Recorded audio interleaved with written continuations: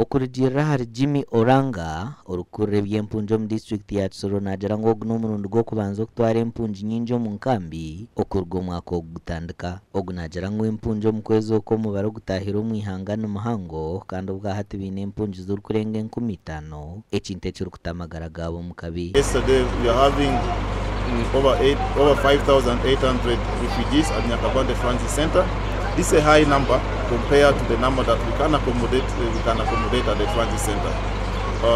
We can accommodate comfortably about 1,500 here. But because the high number now, we are trying to provide accommodation, which is one of the biggest challenge right now because of the number.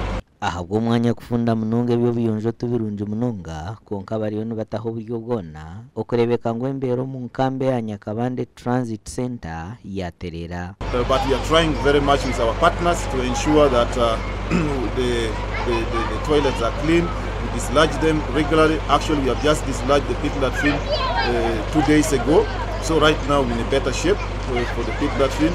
Ekirugirira hacununke cyuriyonce yongero mu nkambeji ahabwo mu barogwa abantu kuba muhango. Jimmy najara ngo bariyo bataho buryo bwona okurwanise cyunukeji. We have a drainage channel here which moves from the transit center and then goes outside.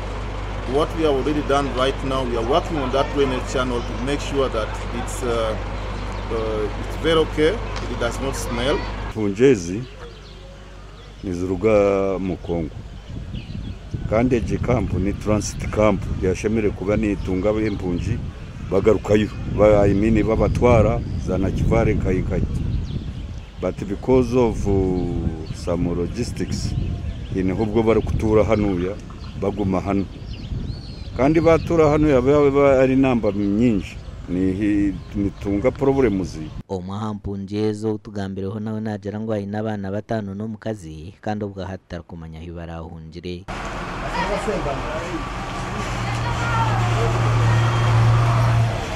Kaba umukazi n'abana batanu walitoka babonagaho tozina naravuye ndambonye buzizyo birukiye.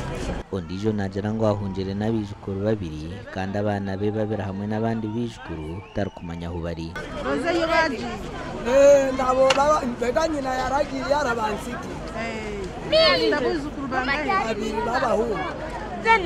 Ogunajara ngo abanyambundo no babashango mu makagabo bahamba bakazi bibe bintu kandi abantu babita amakuraga gashakwa Kate atuzarire.